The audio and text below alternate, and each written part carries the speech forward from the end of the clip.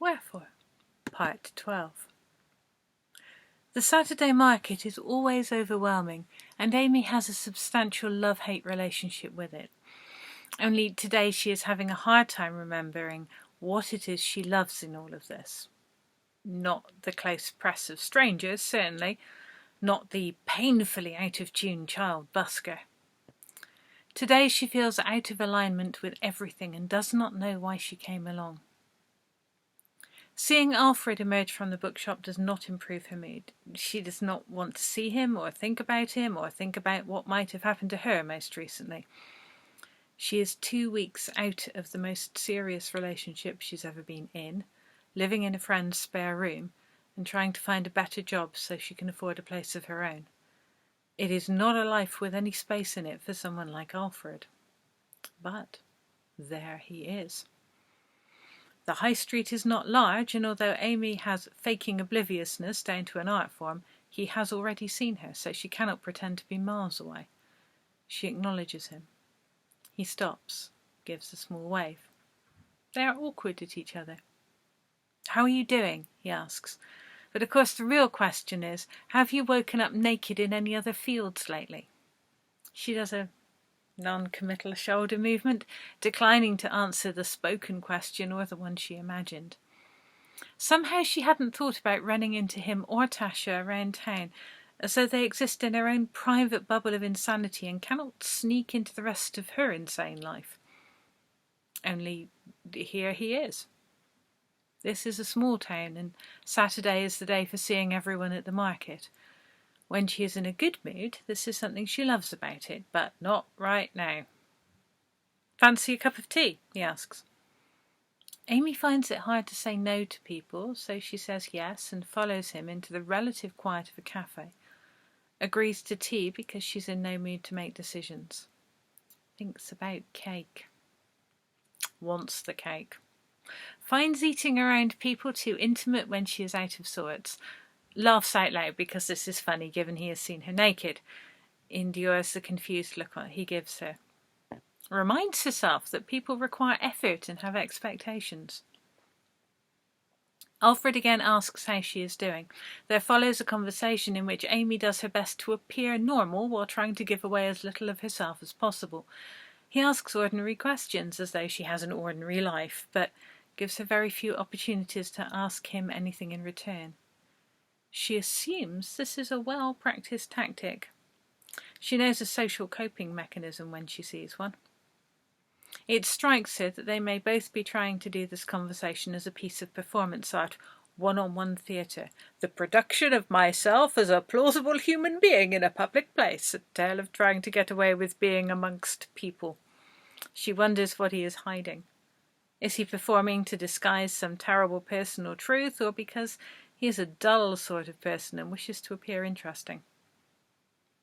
Amy does not really want to see any other face that might be hidden behind his visible face.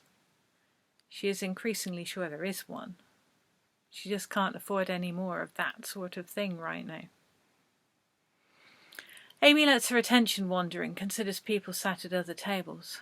Wonders how many of them have faces hidden behind performance faces. How many of them are disguised by masks and playing roles? What would she see if these flashy falsehoods were stripped away? She stops herself, tries to refocus. It is best not to think about what happens when people start showing their real faces. "Are you all right?" Alfred asks. The words "not really" fall out of her face before she has chance to stop them. "Do you ever wonder how much of this is real?" she asks, gesturing at the cafe. "I try not to," he says. "We just see what we think we can see, what we hope is really there." She regrets not getting any cake. It would have soothed her. The reality of cake is something she does manage to believe in most days. "Tasha thinks the field will happen to me again," Amy adds. "Seems likely," he replies. I don't know what to make of it. Amy nods. "You get a choice. You can let it be real for you, or you can persuade yourself the rest of your life is real." That sounds like the voice of experience. "Oh yes, You can't unknow, that's the thing. You can't unsee or unremember, and then it could be anywhere, and you look at people's faces and wonder if they even are people, and it all gets rather lonely. This, she remembers, is another reason for loving the market. Sometimes it helps to ease the loneliness. Do I infer this isn't the first odd experience you've had? Infer away. We don't really want to talk about it. He goes quiet, and she adds, "Trust me, the novelty wears off fast enough."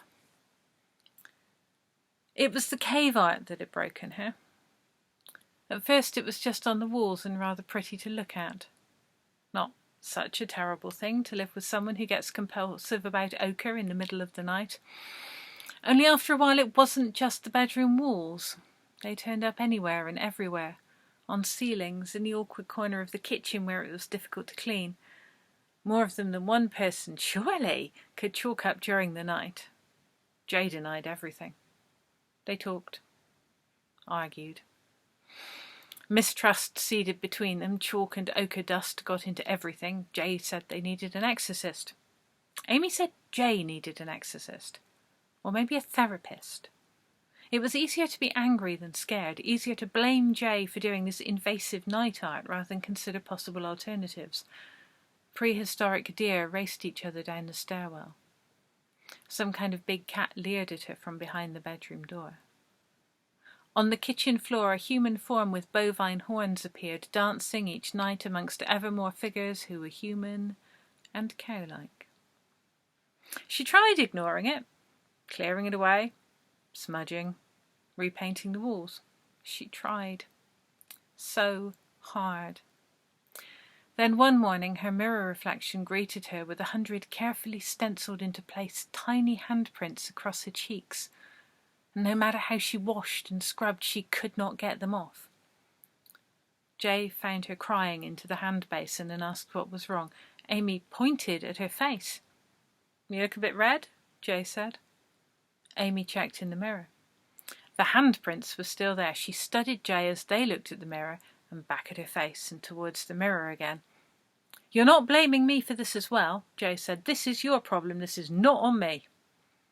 And that, without any doubt, had been the final rusty nail hammered into the voodoo doll of their floundering relationship. Every morning Amy checks in once to see if the hands are still on her face. They always are. They only show up in reflections. Once she moved out of Jay's flat, there were no more wall paintings, no more surprise mammoths to greet her in the morning. Only the many hands on her face. She avoids mirrors now, aside from the morning check-in. She avoids getting too close to windows and other reflective surfaces when out and about. Hopefully, no one else will see the hands on her face. Amy has spent a lot of time staring at her own face in the mirror, trying to work out if the reflection is more or less real than the face she thinks everyone else can see. At one point, she considered carrying a hand mirror so she could look at other people in it, in case it wasn't just her.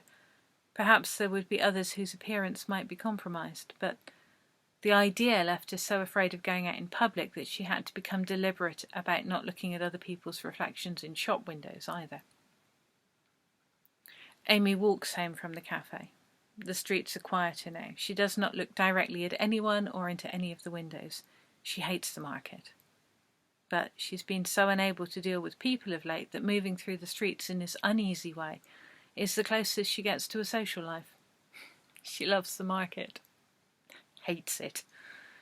There is no space in this mess for also getting to wake up naked in a field with people she does not know. She needs an exorcist. A therapist? An archaeologist? She misses Jay. Everything is a mess. Although she does not see it from the window of one of the empty shops, the chalk, charcoal and ochre form of some ancient bovine creature watches her passing.